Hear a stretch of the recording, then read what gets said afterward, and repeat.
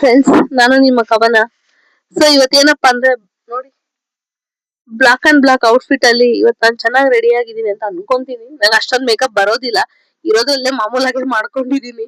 So ಇವತ್ತು ನಾನು ಹೋಗ್ತಿರೋದು ಎಲ್ಗಪ್ಪ ಅಂತಂದ್ರೆ ನನ್ ಜಮೀನ್ ಹತ್ರ ನ್ಯೂ ಇಯರ್ ನ ಆಚರಣೆ ಮಾಡೋದಕ್ಕೆ. ನೋಡಿ, ಕೇಕ್ ಸಹ ರೆಡಿ ಇದೆ, ಈಗ ತೋರಿಸ್ತೀನಿ ಆಮೇಲೆ.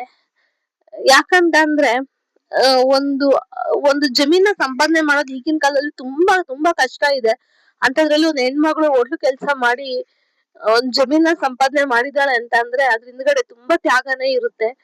ನನ್ಗಂದ್ರೆ ತುಂಬಾ ಇಷ್ಟ ಆ ಜಮೀನಲ್ಲಿ ಹೋಗಿ ಸ್ವಲ್ಪ ಹೊತ್ತು ಕುತ್ಕೊಂಡು ನಾನು ನಮ್ಮ ಅಜ್ಜಿನ ನೆನೆಸ್ಕೊಂಡು, ನಮ್ಮ ಅಜ್ಜಿ ಅದ್ ಜಮೀನ ಸಂಪಾದನೆ ಮಾಡಿರೋದು. ಹಂಗಾಗಿ ಅಲ್ಲಿ ಕುತ್ಕೊಂಡು ನಾನ್ ಸ್ವಲ್ಪ ಹೊತ್ತು ಇದ್ ಬರೋದು ನಂಗಂತೂ ತುಂಬಾ ತುಂಬಾ ಇಷ್ಟ ಆಗುತ್ತೆ.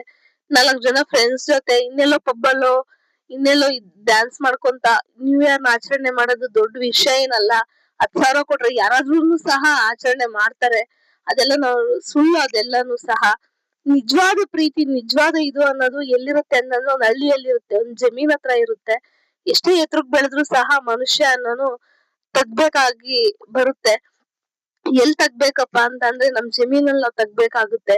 ಅಷ್ಟು ಗಿಡ ಮರ ಬಳ್ಳಿ ಹೂವು ಹಣ್ಣು ಎಲ್ಲ ನಮ್ದೇ ಅಂತ ಅಂದ್ಮೇಲೆ ನಾವ್ ಅಲ್ಗ್ ಹೋಗಿ ಸ್ವಲ್ಪ ಹೊತ್ತಾದ್ರೂ ಇದ್ ಬರೋದು ನಮ್ಗೆ ಎಷ್ಟೋ ಖುಷಿ ತರುವಂತಹ ವಿಚಾರ. ಸೊ ನಿಮ್ಗೆ ವಿಡಿಯೋ ಇದು ಇಷ್ಟ ಆದ್ರೆ ಲೈಕ್ ಮಾಡಿ, ಶೇರ್ ಮಾಡಿ, ಕಮೆಂಟ್ ಮಾಡಿ. ಇಲ್ಲಾಂದ್ರೆ ಬಿಟ್ಬಿಡಿ, ಬಲವಂತ ಏನಿಲ್ಲ. ಸೊ ನೋಡ್ತಾ ಇರಿ ಮುಂದಿನ ನನ್ನ ಪಯಣ ಹೇಗೆಲ್ಲ ಇರುತ್ತೆ ಅನ್ನೋದು. Okay, bye, thank you.